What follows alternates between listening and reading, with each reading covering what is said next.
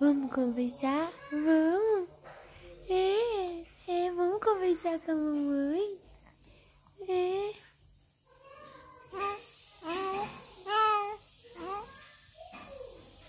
A mamãe tá entendendo tudo. Fala com a mamãe.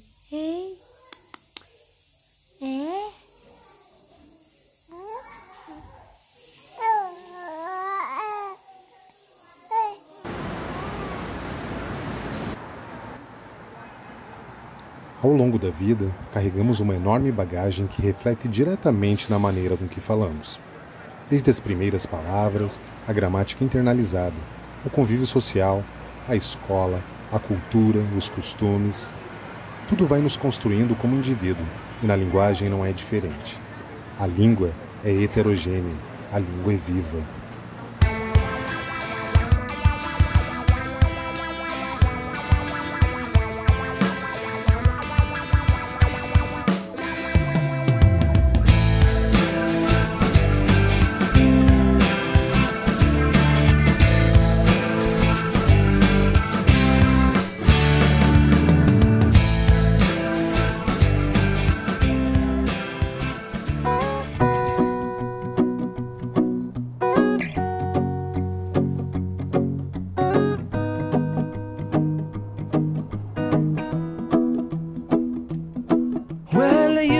Done me and you bet I felt it. I tried to beat you, but you're so hot that I melted. I felt right. Na ilha de São Francisco do Sul, no litoral norte catarinense, a pesca artesanal ainda sobrevive.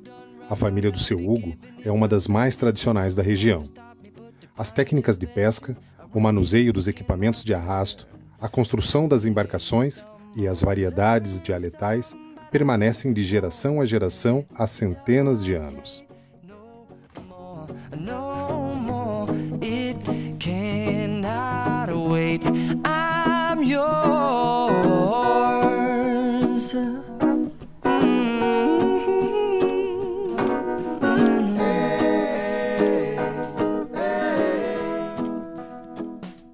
Como que foi esse teu encontro com essa linguagem dos pescadores artesanais de São Francisco do Sul? Esse encontro, ele foi assim, eu vim morar em São Francisco do Sul na época da pandemia, e eu morei muito próxima, minha primeira residência aqui foi muito próxima ao rancho de pesca tradicional, da pesca de arrasto artesanal na praia de Ubatuba, que é o rancho do seu Hugo, que é o pai do Júnior, hoje meu companheiro.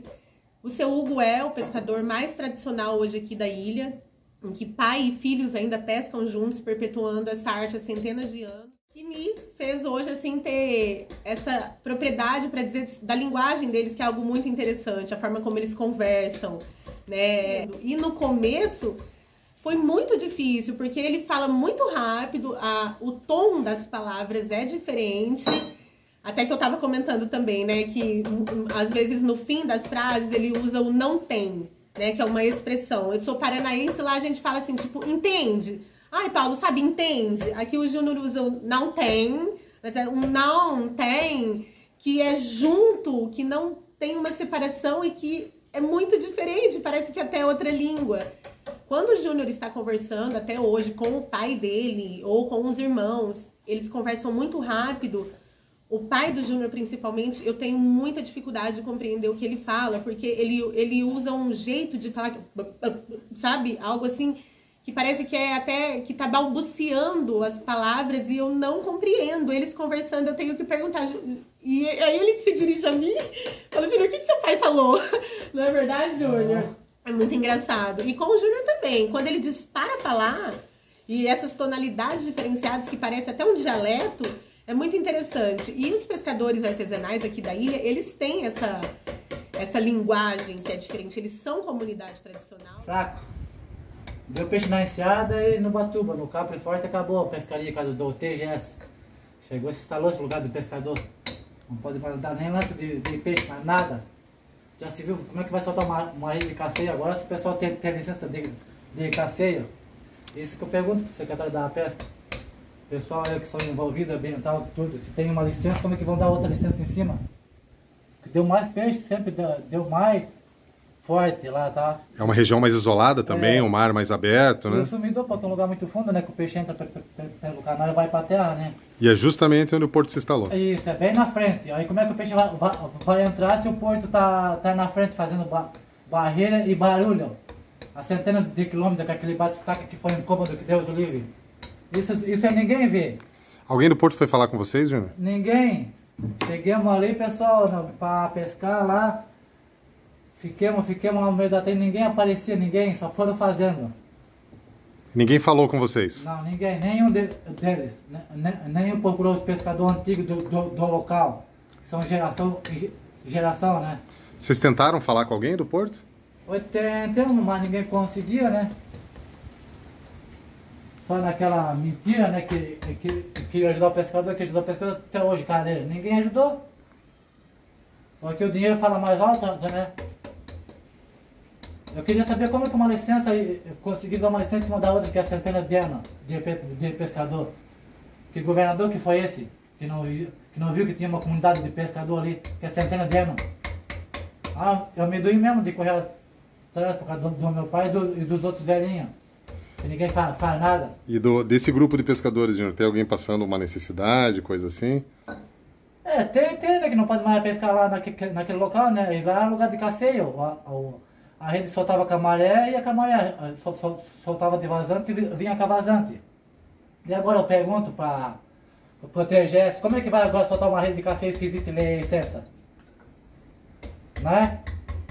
E lá é uma área de preservação permanente, né? Não era para ter isso, né? Não, tem até bandeira azul, que nem o... É uma área de manguezal, né? Isso, uma área que não pode ser explorada dessa forma. Nada.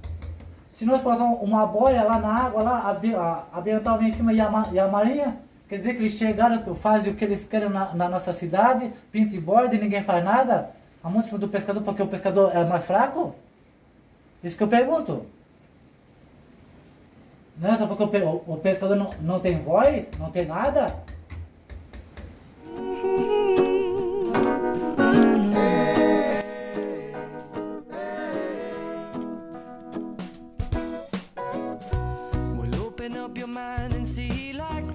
A tradição e a linguagem da pesca artesanal em São Francisco do Sul está abalada. O número de pescadores no estado de Santa Catarina e em todo o Brasil vem perdendo espaço com o avanço desordenado da civilização. A psicóloga Bárbara organizou um laudo para tentar proteger os direitos desses pescadores. Observando a história da literatura, percebemos que em muitos casos a linguagem pode ser libertadora ou também pode ser utilizada como instrumento de opressão.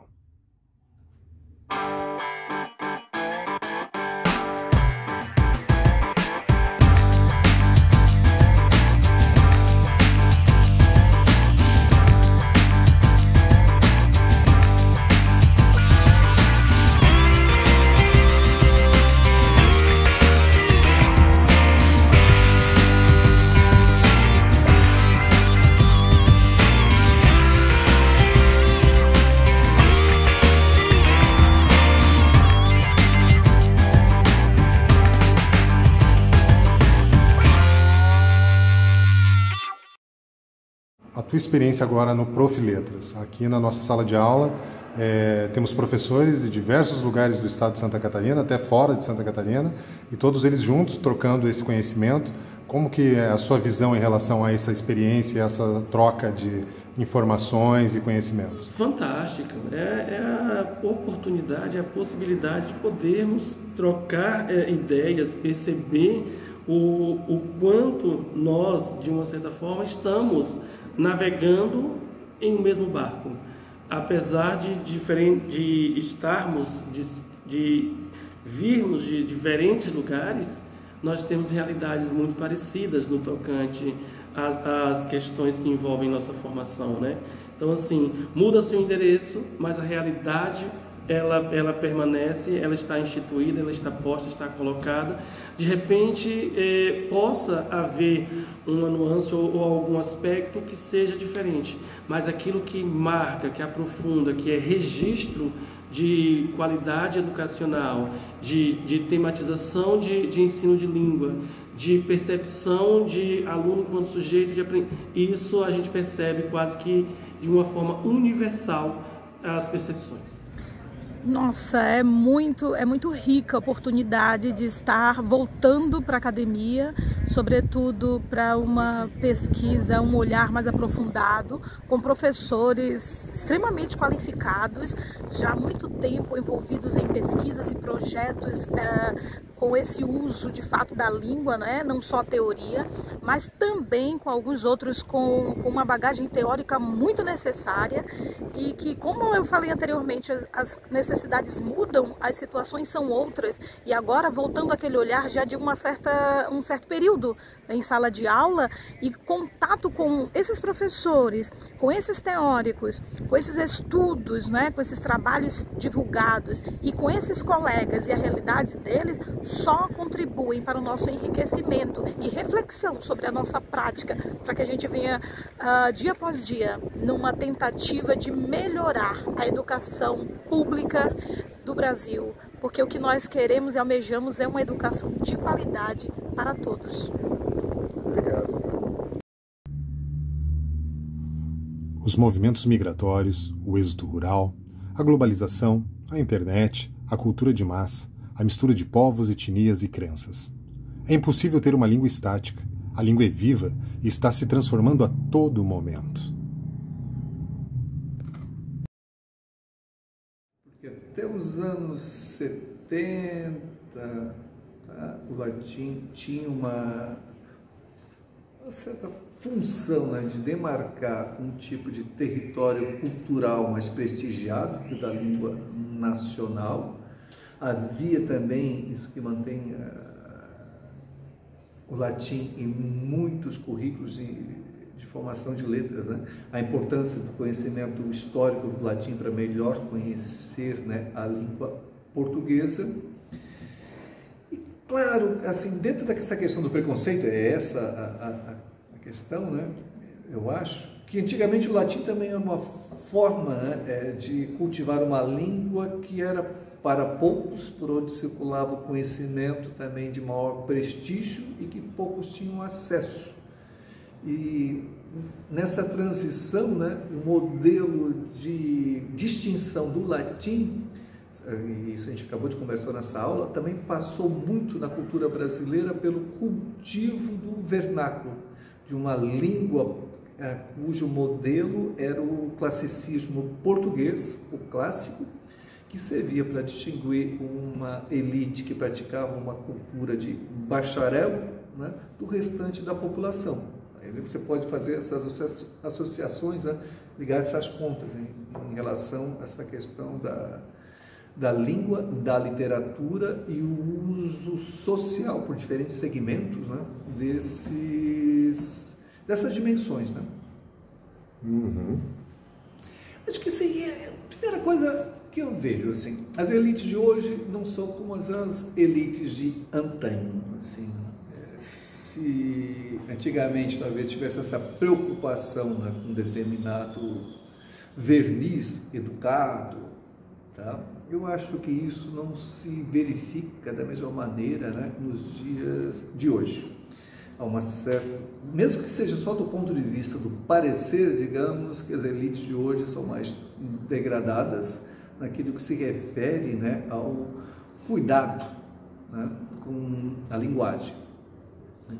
A existência da variação linguística, né, ela então ocorre dentro de um processo que eu vejo, né, também de uma certa despreocupação com bem falar ou falar culto, tá, que há décadas atrás não se observava.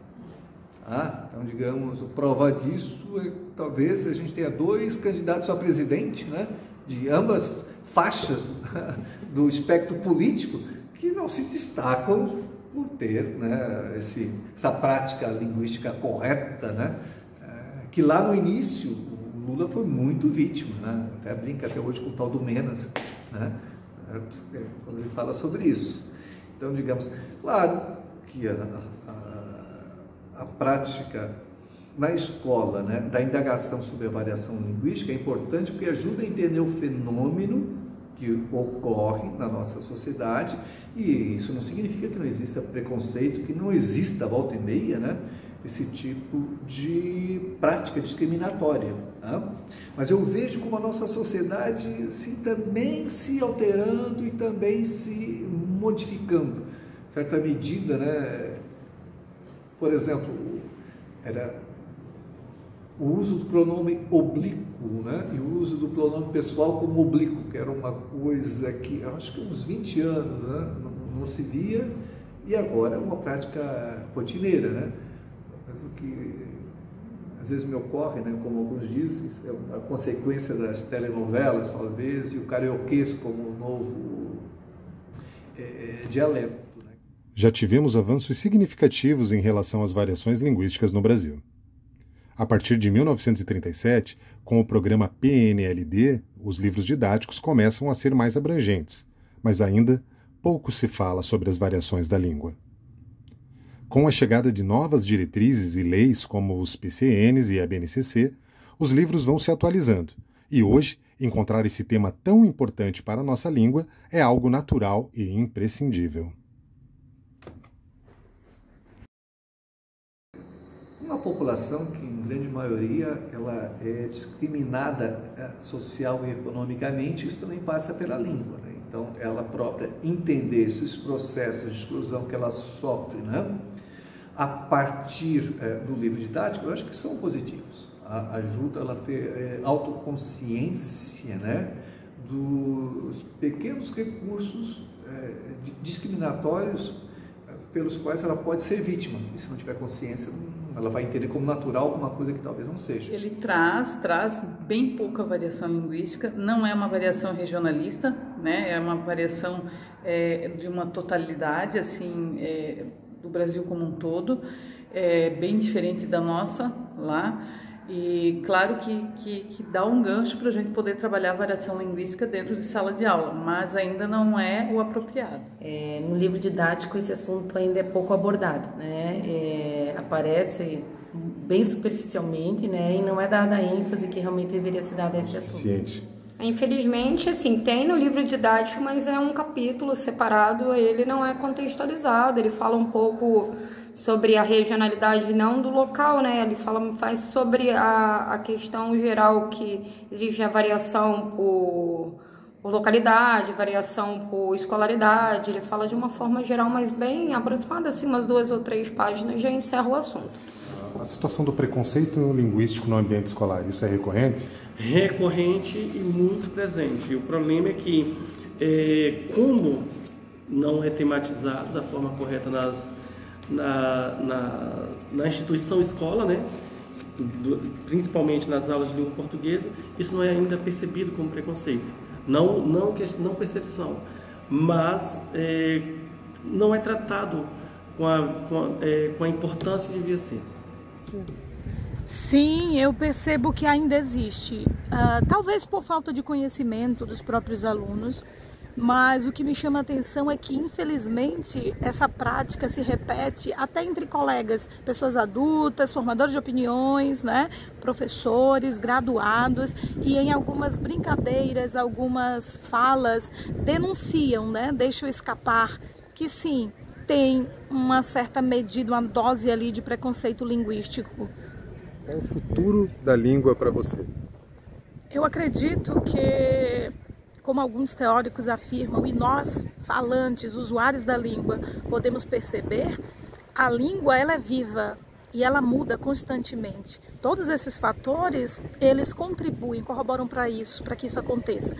Já mudou muito, tem sofrido alterações por causa das nossas necessidades, nós vamos ampliando, e com certeza esse contato com outras maneiras de falar só aumentam esse movimento, né? Então sim, a língua tem esse futuro aí, cíclico, podia se dizer, não sei, né? Mas que muda constantemente e vai sempre sofrer mudanças.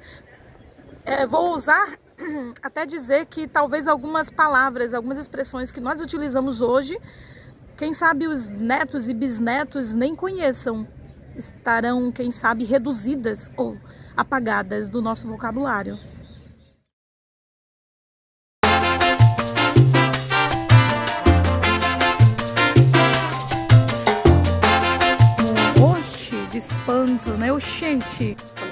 biscoito, por exemplo. Manhinha. A região é Tauba, né? Tauba, iogurte, eles falam também. Algum caona aqui. O oxe, o oxente, o vi. Penal, né? Que pra mim lá no Rio Grande do Sul era estojo. Então, assim, algumas expressões assim, que mais me chamam a atenção ali, que a gente escuta bastante em sala de aula.